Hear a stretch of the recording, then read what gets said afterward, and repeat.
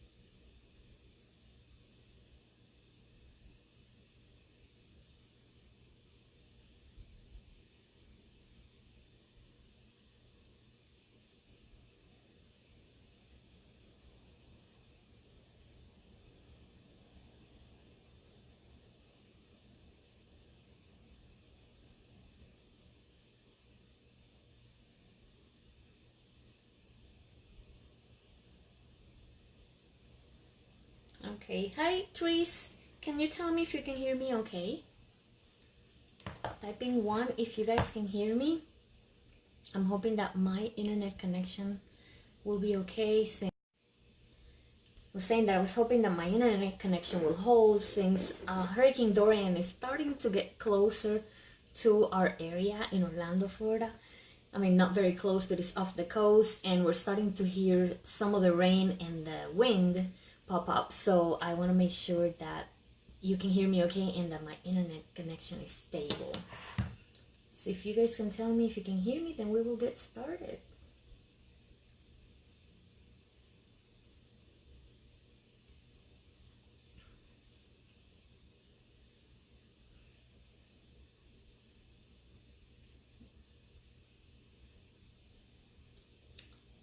All right.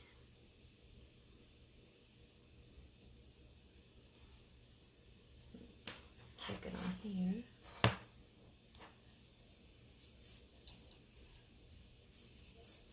Yeah, sounds like it's working. All right, well, welcome everybody to the Life Artist Show here on Diabetes with a Twist. My name is Maria Morales, and I am a diabetes educator and dietitian and an image coach, and I am here to help women with diabetes, pre-diabetes, or that care for someone with diabetes learn how to navigate this journey where you are going to be going through so many different changes and so many challenges while you're getting your body to restore health, and where you are going to start feeling again healthy, confident, beautiful, and you will learn how to not be defined by diabetes. So we're going to be starting these shows a lot more often, but I go live inside of my group. It's called Life Artist Women Living with Diabetes, group for obviously for women, and I go live there almost every single day. Hey Jody, how's the weather over there where you're at? Did you stay where you live, or did you evacuate? Where are you, girl? So I'm super excited to be here tonight, not only because there's been so many changes going on in my life and things are getting kind of settled, and I am super excited about this 5-day challenge. It's called Dominate Your Diabetes in 5 Days Challenge. It starts next Sunday, September 8th, and we're going to be offering you 5 videos, so 1 video each day, so that you can start dominating your diabetes with basic information and a challenge each day that you will have to accomplish in order to move on to the next day. So Sunday we will be doing a kickoff call and telling you more about what it is. And then Monday we will actually start the challenge. And all you need to do is go to lifeartistlink.com, lifeartistlink.com, and there you can click on the button that says join the challenge, and then you will be signed up and ready to go. So I'm going to type in the website here so that you know what it is, lifeartistlink.com.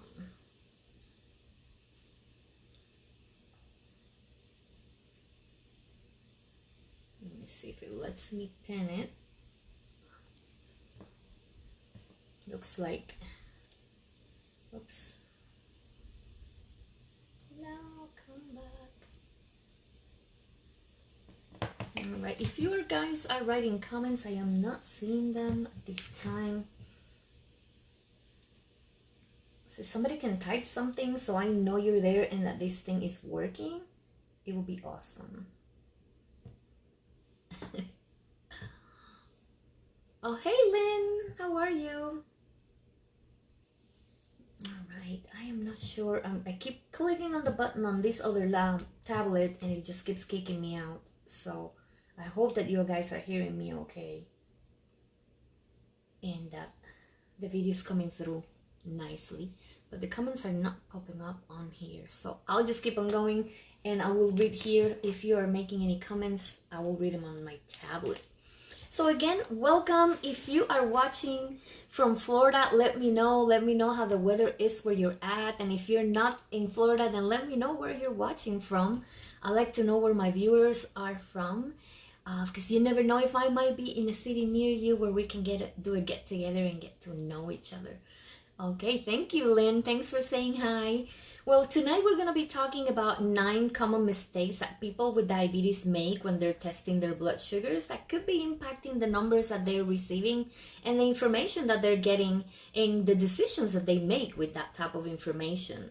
So again, if this is your first time watching me, my name is Mariel Morales. I have been a diabetes educator and dietitian for about 13 years, and it is my passion and my honor to work with women with diabetes, pre-diabetes, or that take care of somebody with diabetes and help them go through this journey so that they can restore their health, become confident, powerful, and not be defined by this disease. So Lynn is in Texas and it is hot. You know, it is actually pretty warm out here too. We just started getting the first stronger rain bands from Hurricane Dorian, and I'm in Orlando and it's still warm outside. Even though it's a little windy and breezy, it's still not that cool. So Diana is from New York City. Thank you so much for being here, ladies. And if you haven't pressed that button where you spread the love and somebody else can get educated as well, please go ahead and do it now. Or tag somebody that you know that has diabetes and let's get started. So how many of you have had fights with your glucometer where you test your blood sugar and you're not getting what you need from that meter?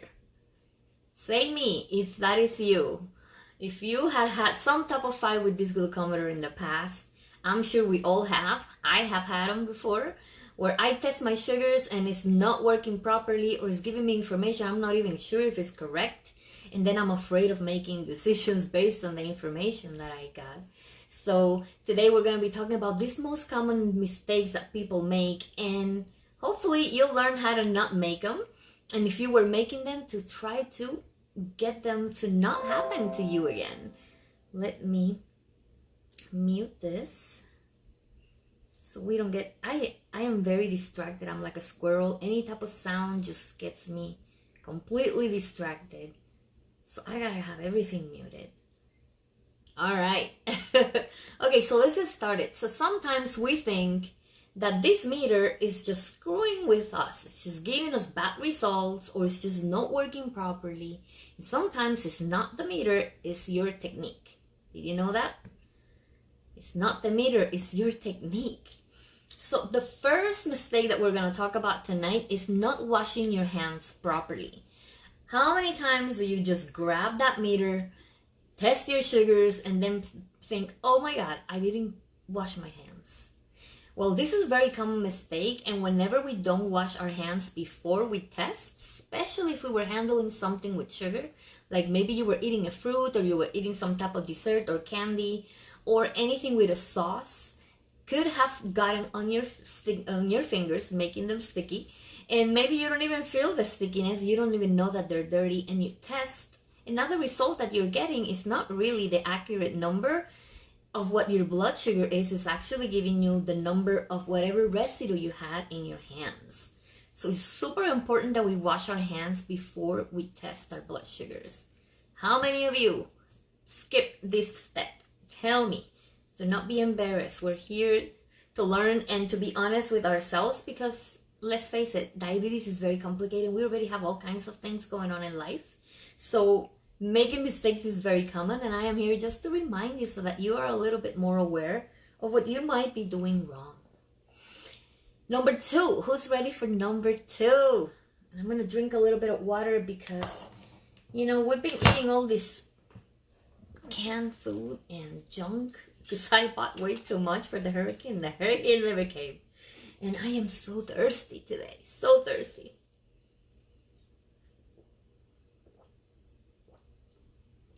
All that sodium is really getting to me. Lynn says, yep, it happens to her. So thanks for sharing, Lynn. So number 2 is that we are not getting enough blood. How many of you love to prick that finger and then see that the drop was not big enough and you're still going to put it on the meter hoping that it's okay and that you don't have to squeeze anymore and that it works and you don't have to prick it again? And then what happens is you didn't get enough and now you have to get errors from the meter. The meter will say error, okay? And then what happens? You're wasting strips because you got to keep pricking and testing, pricking and testing. And it's sad because at the beginning of getting your glucometer, so many people are making this mistake and they have no idea and they're wasting 5, 6, sometimes 10 strips and they're very expensive. So it's very important that that blood that you get, that little sample is very round and very bubbly. It's like a nice round bubble. And although your meters require a lot less blood than they require in the past, you still need to be having a good sample so that it will suck it in and test it properly. Does the soap impact it too? I don't know that it will impact it very much, but it could because it is a foreign solution on your hands. So if you don't rinse it properly, maybe it does. So we should have the hands are clean and dry and really rinse them well so that we don't have anything that's going to go into that test or that blood sample that it won't impact your numbers at all. So very good question. The third most common mistakes is squeezing your finger to get more blood out. And I have to say that I didn't know this one. And I have been an educator for a very long time. And I had not been told before that I should not be squeezing my finger that much.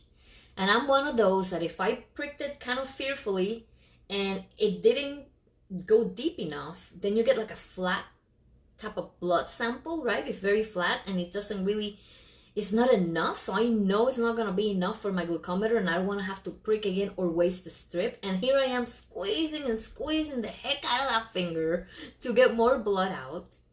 And what happens is when we are doing this, and I'm going to read it off this guide, it says we're getting more interstitial fluid rather than the blood. So there's we have like in between fluids inside of our fingers, and if you get more of that fluid, you're getting a different number than the blood sugar level that's in your blood.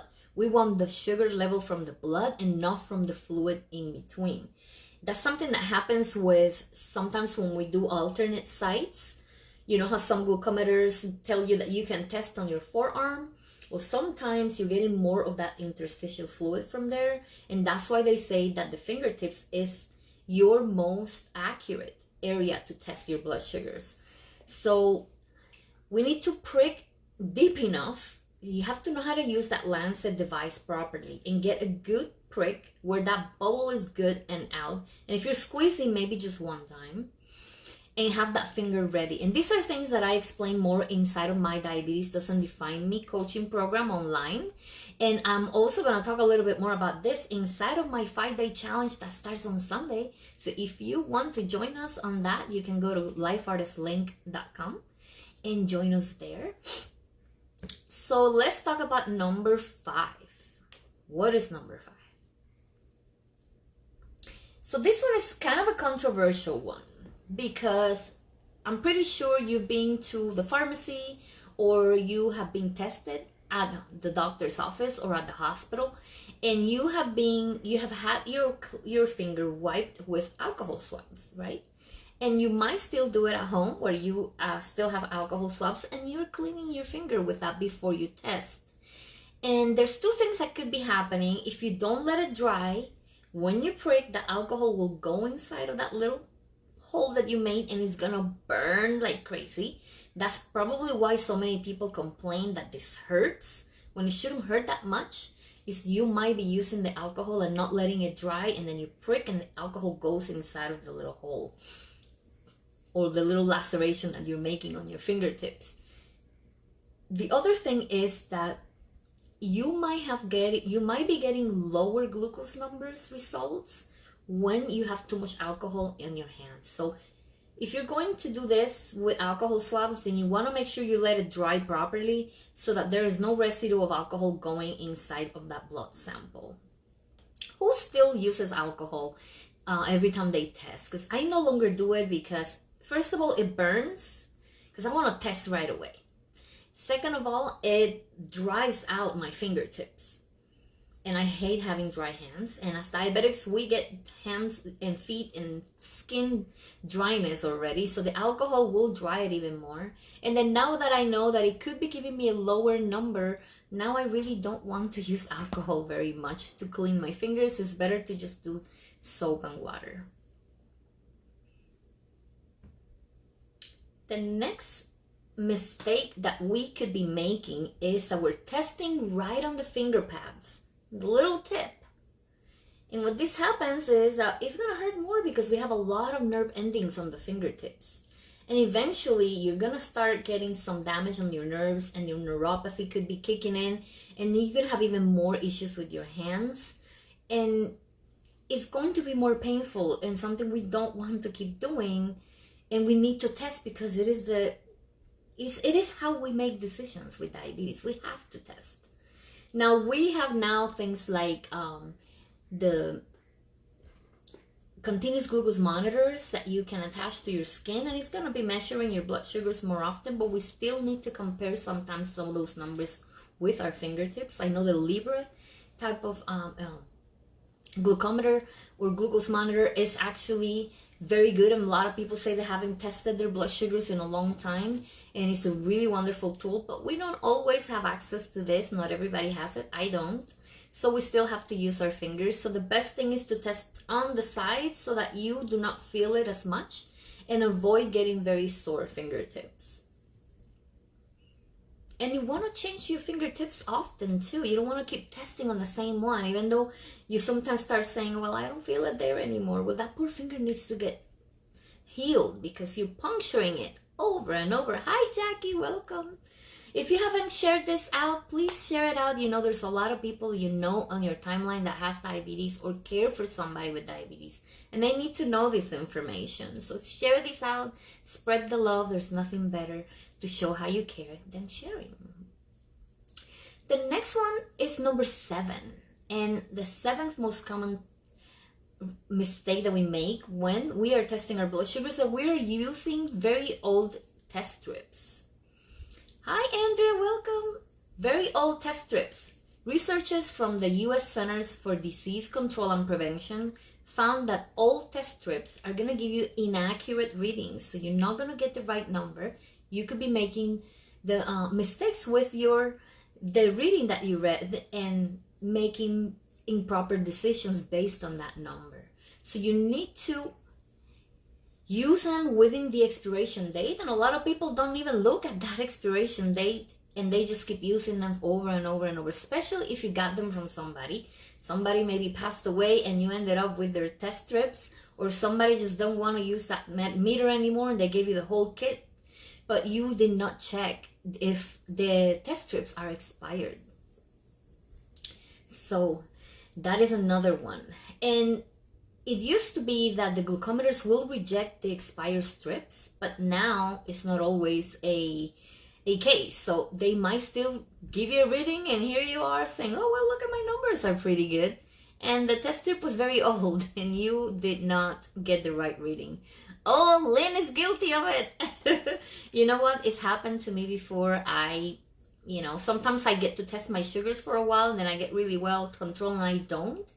And then I forget that I should look at that expiration date. Just like the eggs that I had in my house, in my fridge this morning. I was craving an egg omelet, and I swore those eggs in there were new because I haven't used them in a long time. And when I checked that expiration date, they were there expired from July. And I'm like, how is this possible? It's a whole full carton of eggs. Now I gotta throw them out. I didn't want to, but we have to do it. Expiration dates are there for a reason. Now we're gonna go on number 8. Somebody give me a number 8 there if you're still here with me and you're enjoying these tips. Let me know, or give me a heart or something so I know that you are enjoying this information and that is opening your eyes and reminding you of things that you should be doing or not doing anymore.